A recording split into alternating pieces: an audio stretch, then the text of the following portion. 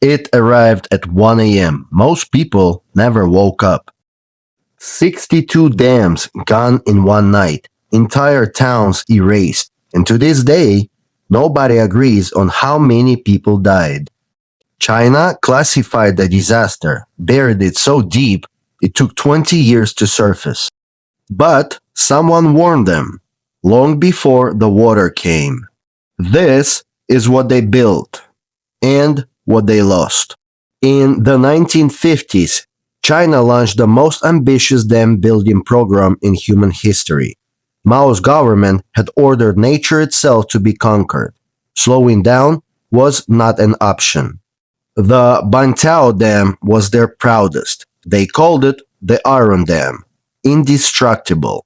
One engineer looked at the design and saw something no one wanted to see. His name was Chen Xing. He put his warning in writing and walked it to the officials. The dam needed 12 sluice gates to handle a major flood, but the Chinese government approved only 5 of them. Chen Xing was not the only engineer who raised the alarm. Every warning went to the same place. Nowhere. For years, the dam stood, and the posters stayed on the walls. But the gates were silting up, and nobody was clearing them. In August 1975, Typhoon Nina formed in the Pacific. It moved west toward China. The forecast said it would weaken before it arrived, but the forecast was wrong. Nina stole directly over Henan. It didn't move for 3 days. Officials told the public the storm was under control. In 1 day, Henan received more rain than it normally sees in a full year. The reservoir was raising faster than anyone had ever recorded. The gates could not move enough water out. The officials kept issuing reassurances. The water kept rising. By August 7th, the reservoir had passed its safe limit. Water was spilling over the top of the dam. The structure was absorbing pressure it was never designed to hold, and the night was just beginning. The storm took out the communication lines, every one of them. Downstream towns never received a warning. The operator was transmitting, but nobody was receiving. Upstream stations tried to warn the villages below. They transmitted the same message for hours. In the downstream towns, people were asleep. Doors closed, no signal reaching them, no alarm sounding, and no one knocking on their doors. At midnight, the dam was still standing, but that was about to change. At around 1 a.m., the water found the crack. The Banqiao Dam failed at 1 a.m. on August 8th. The entire structure gave way in minutes, moving at speed towards sleeping towns with no warning.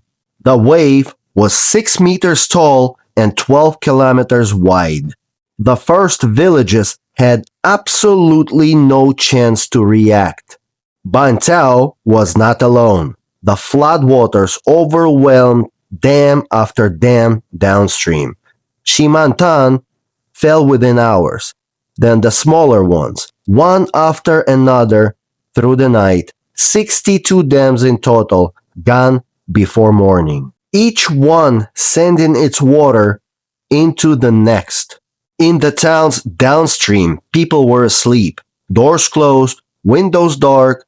Some had heard rumors of flooding upstream. Most had not. None of them knew what was already moving toward them in the dark.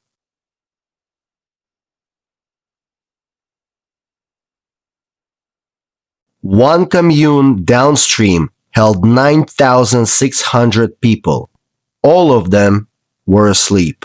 By morning, every single one of them was gone. Some people made it to their rooftops. They sat above the water in the dark, with no food, no signal, and no way to know if anyone was coming. They would wait there for days. But the rescue did not come for 4 full days. When the military finally arrived, they found people who had been clinging to the rooftops for 96 hours. Thousands had already been taken by the water. Thousands more were stranded across hundreds of kilometers of flooded valley with no roads, no boats, no way out. Nearly 250,000 people had nowhere to go. Before the water had even receded, the government moved to control the story. Officials were ordered not to speak. Journalists were turned back at checkpoints. The machinery of silence started immediately, while bodies were still in the flood. The disaster was classified state secret, off limits. The official death toll was announced 26,000 people. A tragedy, they said, under control. Independent researchers who later accessed the classified files put the real number far higher. Some estimated 170,000. Others said 240,000. But the Chinese government has never confirmed any figure beyond original. Some of the villages were removed from official maps entirely. Families searching for relatives were told absolutely nothing. For 20 years, the story did not exist. No investigation, no memorial, no acknowledgement of any kind. In the 1990s, the classified files were finally accessed. The files named names, they confirmed the warnings, they confirmed the gates, they confirmed everything Chen Xing had said decades before. Chen Xing was officially rehabilitated in 1980. He died in 1992. The government never apologized. His original warning had been written in 1954, 21 years before the dam broke. The date said there on the page, patient, ignored, and exactly right. And he was right every word, and nobody listened. China has never reopened the investigation. The real death toll has never been confirmed, and it never will be. The dam was rebuilt. It still stands today. The valley below it is quieter than it used to be. It has been for 50 years. They called it the Iron Dome. It broke in minutes. Some disasters end, and some are just buried. If this story deserves to be heard, like, subscribe, and hit the bell button so the next one reaches you.